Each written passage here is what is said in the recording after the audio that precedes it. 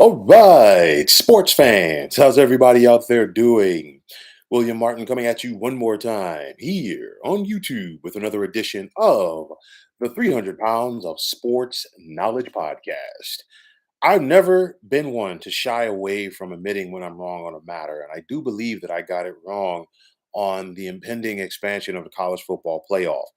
I say this because if you just look at the early stages of this college football season, you'll see that the excitement for the game, in my opinion, is at an all time high, while there are plenty of teams around the nation that have a legit shot to make the college football playoff. Now, so far, with about 3 or 4 weeks in, what do we know so far? Well, for one, the Pac 12 is legit.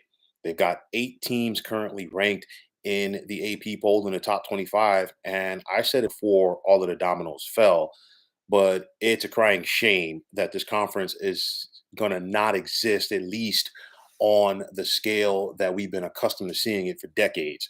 Now, in the past, one thing that has hurt the Pac 12 in regards to making a playoff is that first and foremost, they've only gotten 2 participants there, Oregon once and Washington once, struggling in head to head matchups against the other Power Five conferences has hurt the Pac 12. And then in recent years, they've had a team or two who had an opportunity late in the season and it didn't work out. And for me, one thing about the Pac 12 in recent years, they've still been a good conference. Don't get me wrong. I'm not trying to sit up here and say that the Pac 12 is a bunch of also rans. No. But the fact is, they just beaten up on each other. And when you have a 4-team playoff format, obviously if you got a 2-3 loss team coming in, more than likely they're not going to make it. This time around, you look at the Pac-12. Yes, they have 8 teams that are currently ranked. Yes, we're going to start seeing some separation because now those Pac-12 teams are going to start facing each other and they're going to start beating up on each other. So it's going to be interesting to see when it's all said and done. Is there going to be a Pac-12 team that has 2 losses or less when it comes time to make the decision to make the playoff? I will say this for the depth of this conference in the Pac 12 this year. This is the first time that I could say this since the college football playoff came around. And that is, it would not surprise me to see 2 teams from the Pac 12 conference make the playoff this year. This is how deep that this conference is. And again, like I said, everybody's going to start beating up on each other. But at the end of the day, you can't take away from the quality of play that we're seeing from the Conference of Champions this year. Now, may call it West Coast bias, but the tenor is changing out there in the Pac-12. They got a lot of good quarterbacks, and when you got a good quarterback on your team, obviously it's going to change the dynamic of what you can and cannot do. Now, aside from the Pac-12, the SEC is going to continue to be the SEC, as already we know that the multiple teams in the Southeast Conference have a legit shot to make the playoff. I'm not counting out Alabama right now, in spite of the fact that they lost to Texas, and right now that they have some quarterback issues, because we've seen Nick Saban and his team start off slow, and then they pick up momentum as the season progresses. On the same note, look at Ole Miss, LSU, and Georgia. Definitely Georgia. I think nobody's going to touch them in the East, and that's going to improve their chances to make the postseason. Now, aside from all of that, the NILs and the transfer portal have really balanced things out in college football because now it is given more schools an opportunity to compete, and it's also added to the parity of the game.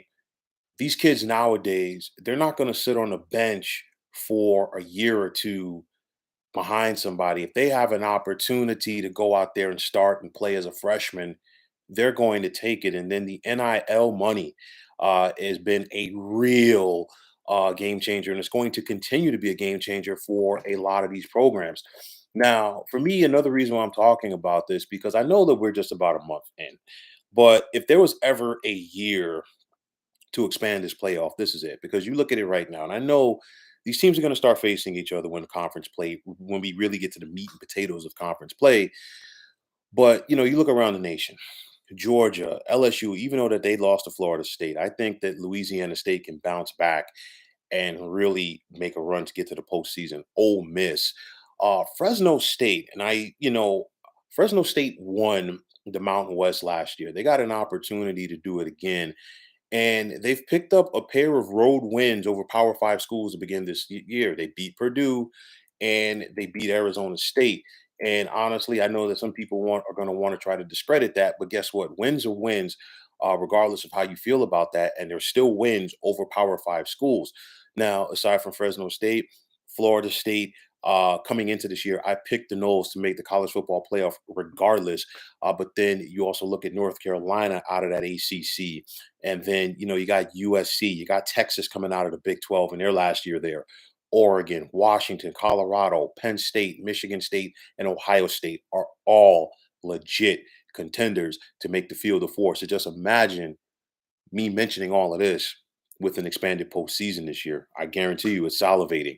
Now, like I talked about last year and for the previous couple of years, my biggest beef with the expansion of the postseason was the potential watering down of the system. And I think the powers that be, they look like they're going to get it right. And hopefully it stays like that. And the reason why I talk about the watering down, because you don't want this to be a situation where, okay, we've gone from over the last 30 years or so. First, you just crowned one outright champion, regardless if they faced each other, because certain conferences, had bowl tie-ins. Then, we had the BCS system, and some people, the BCS system had more critics than it had people that liked it. But at the end of the day, for the most part, the BCS got it right. Not in all cases. There were a couple of years where there were some question marks. You think back to Florida State getting ahead of Miami in 2000. You also think back to the one year where we really needed a 14 playoff, where it came bowl season and Auburn, USC, and Oklahoma were all undefeated. But nonetheless, the BCS for the most part got it right. Now you got this 14 playoff, and now instead of just going from 4 to 5, we're going to 12. That's all well and good. I just don't want to see it with a scenario where we're talking about 20 or 24 teams, because at the end of the day, you've got 12 games in a regular season. Most conferences, if not all conferences at this point, have a conference championship game. So that's a 13th game right there. Then, how much more do we need to see to really evaluate and say, hey, you know what? This team is playoff worthy. So that was and still is a big beef for me. I just hope that they leave it as it is. But the bottom line is money talks and everything else doesn't. But at the end of the day, this has been a very fun college football season so far, and we're still in the month of September. We are on the tip of the iceberg of so many great things. And it's going to start this week with conference play beginning. Doesn't matter if it's the Mountain West, Pac 12, ACC, Big 10, Big 12, SEC, you name it. There are legit showdowns on the marquee for this coming weekend. This is why people love college football. This is why people love this time of the year. And I think the excitement is about to go into overload, hyper mode, if you will, over the next couple of months. So let's see who has what it takes to reach the Field of Four come December. So, folks, that is going to wrap it up. And as always, I want to take this time out to thank you for tuning into the 300 Pounds of Sports Knowledge podcast here on YouTube. I want to take this time out to thank all of you fine folks out there for tuning in. And if you have not already, please feel free to subscribe to this channel.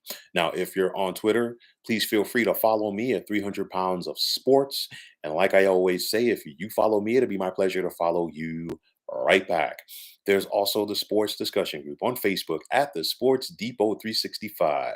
Now you can check it out, drop a line, and be a part of one of the better sports debating sites going on social media. So once again, fine folks, my name is William Martin, and I am signing off.